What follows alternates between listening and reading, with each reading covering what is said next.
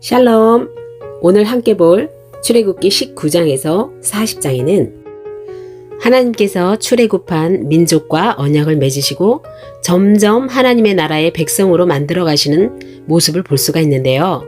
무질서한 그들의 삶에 십계명과 율법을 주셔서 하나님과 이웃을 사랑하게 하시려는 마음을 우리가 나누어 보도록 하겠습니다. 애굽 땅에서 무려 430년을 종살이하던 이스라엘 민족을 출애굽을 통해서 전부 이집트에서 꺼내주시고 출애굽한 지 이제 딱 3개월이라는 시간이 지났습니다. 시내산에 도착하게 된 거죠. 250만여 명이라는 그런 사람들이 이 시내산에 꽉 모여서 살게 됩니다. 그런데 이때 하나님께서 모세를 시내산으로 부르십니다. 모세야 하고 부릅니다. 그리고 기가 막힌 이야기를 하십니다. 이제 너희들을 제사장 나라로 세우시겠다는 겁니다. 이것이 왜 중요하냐면 애굽에 430년으로 종으로 살아왔던 이스라엘 민족은 나라도 없고 법도 없고 질서도 없는 이런 상태인 거죠. 그런데 하나님께서는 이 이스라엘 민족을 딱 택하신 거죠. 그리고 19장, 출애굽기 19장 5절 말씀을 선포하십니다. 너희가 내 말을 잘 듣고 내 언약을 지키면 너희는 모든 민족 중에서 내 소유가 되겠고 너희가 내게 대하여 제사장 나라가 되며 거룩한 백성이 되리라. 너는 이 말을 이스라엘 자손에게 전할지니라. 우리 하나님께서 이스라엘 민족을 통해서 모든 민족을 구원하시겠다는 말씀을 선포하신 겁니다. 정말 놀랍고 기가 막힌 일이죠. 그런데 우리 하나님께서는 이스라엘 민족들에게 반드시 너 이거 해라 이러고 강요하지는 않습니다. 그리고 모세한테 내려가서 이스라엘 백성들에게 전하라고 하십니다. 모세는 장로들을 부릅니다. 그리고 하나님께서 이렇게 얘기하자는데 너희들 듣겠느냐 하니 장로들이 네 하고 말하는 겁니다. 출애굽기 19장 8절에 백성이 일제히 응답하여 이르되 여호와께서 명령하신 대로 우리가 다 행하리이다. 이렇게 오케이를 합니다. 그러니까 모세가 백성의 말을 하나님께 전합니다. 그러니 하나님께서는 그래? 그러면 오늘과 내일 그들을 성결하게 하라 말씀하십니다. 그리고 셋째 날 내가 시내산에 강림하시겠다고 하나님이 임재하시겠다고 예고하십니다.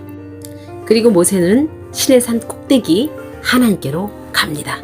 가서 모세가 하나님께 뭘 듣냐면 바로 출애굽기 20장 10계명을 주십니다.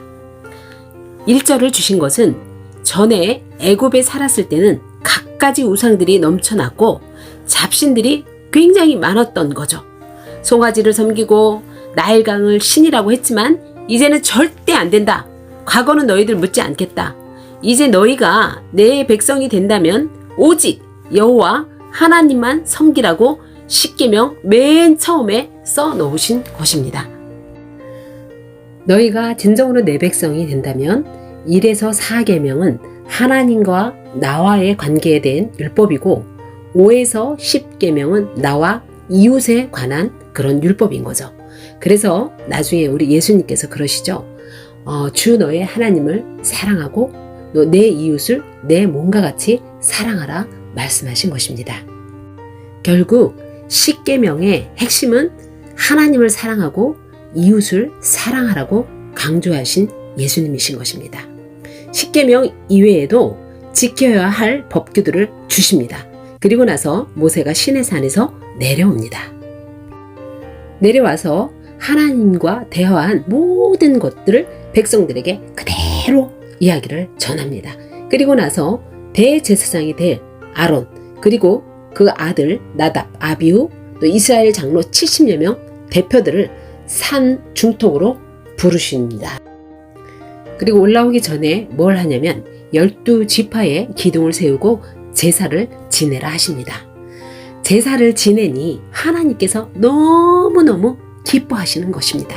그리고 나서 다시 꼭대기로 모세를 부르십니다.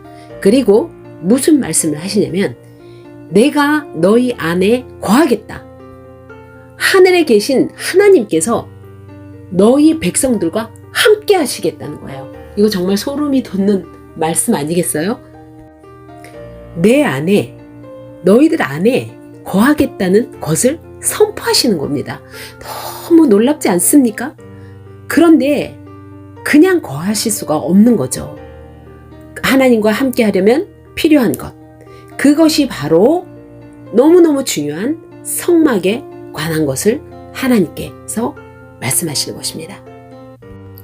이 하나님이 거하시는 성소나 지성소, 그 제사를 지내는 것, 이 모든 것들을 설명을 하시는 거예요. 그래서 출애굽기 25장에서 31장에는 이 모든 성막과 기구들에 대해서 말씀을 하시는데, 이 처음에 성경을 접할 때는 이게 다 어려워요.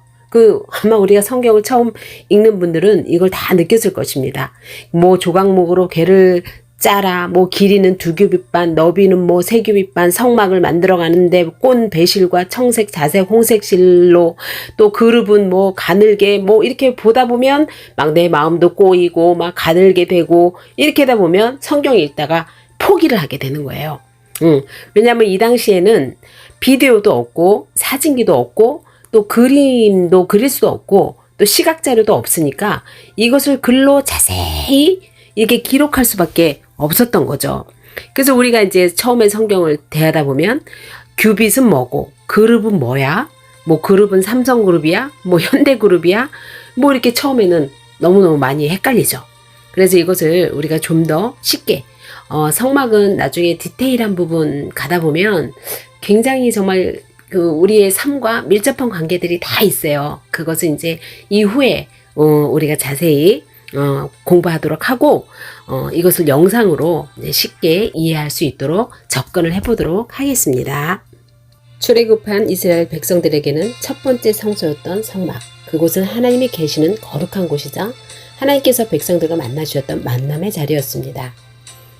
성막의 울타리에서부터 성막의 내부까지 구조는 물론이고 재료 하나까지도 하나님의 손길이 거치지 않는 곳이 없는 성막. 이 성막은 구원은 그저 주어진 것이 아니며 예배가 얼마나 복된 자리인지를 깨닫게 해줍니다. 구약 성경에 나오는 성막이 글로 표현되어 있기 때문에 이해를 돕기 위해 우리가 성막이 어떻게 생겼는지, 그리고 그 구조는 어떻게 되었는지를 오늘 함께 알아보고자 합니다. 하나님께서 광야 40년 동안에 가나안 땅을 통해 함께 일하시면서 하나님과 이스라엘 백성들이 만났던 그 성막은 사실 하나님께서 거룩이 뭔지, 그리고 하나님께 나아가는 그 백성들의 마음은 어떤 것이었는지를 볼 수 있는 아주 중요한 매개체입니다. 이 성막은 예수님으로 인해서 모든 휘장이 갈라짐에 따라 예수님께서 보여주신 성령 시대를 살아가는 우리이지만, 하나님께 나아가는 그 거룩한 마음을 배우기 위해서 우리는 성막을 볼 필요가 있는 것이죠. 성막은 출애굽기 25장과 26장에 하나님께서 성막을 어떻게 만들지에 대해서 그 재료까지 세세하게 가르쳐 주십니다. 그리고 이 모든 재료는 이스라엘 백성들로 하여금 기쁘게 내는 것을 받아서 지으라 명령하시죠. 단 하나뿐인 성소에 문이 있는 동쪽을 기준으로 번제단, 물두멍, 그리고 성막이 있는데, 성막에 들어가게 되면 성소와 지성소가 있습니다. 동쪽인 성막 입구로 들어와서 예물을 드리게 되는데, 번제단을 기준으로 북쪽에서 예물을 드리는 사람이 가축을 잡습니다. 그렇게 해서 잡게 된 가축의 피를 잡아다가 번제단 네모퉁이 있는 번제단의 뿔에 피를 묻히고 가축을 번제단 위에다가 올립니다. 그렇게 태우게 되면 그것은 화제로서 하나님 앞에 향기로운 냄새로 드려지는 것이죠. 번제단에서 조금 더 이동하게 되면 그 앞에 물두멍이 있습니다. 물두멍에는 제사장들이 손이나 발을 씻도록 되어 있습니다. 이때 손이나 발을 씻지 않고 성막 안에 들어가게 되면 제사장은 반드시 죽게 됩니다. 성막 안에 있는 성소를 보면 그 바깥에는 해달 가죽으로 덮여 있습니다. 그 안에 들어가게 되면 나오는 곳이 바로 성소입니다. 이 성소에는 제사장들만이 들어올 수 있습니다. 제사장들이 들어오면 입구인 동쪽을 기준으로 서쪽인지 지성소 앞에는 분향단이 있습니다. 이 분향단에는 지정된 향을 섞어서 만든 것을 태움으로써 거룩한 향기를 냅니다. 성소에서 북쪽에 보이는 것이 바로 떡상입니다. 떡상은 하나님 앞에 떡을 차려놓는 것을 말하는데, 12장의 진설병을 두 줄로 6장씩 쌓아 놓습니다. 그리고 성소의 남쪽에는 살구나무꽃 모양을 한 등잔대가 있습니다. 이 성소 안에 더욱 거룩한 곳은 바로 지성소입니다.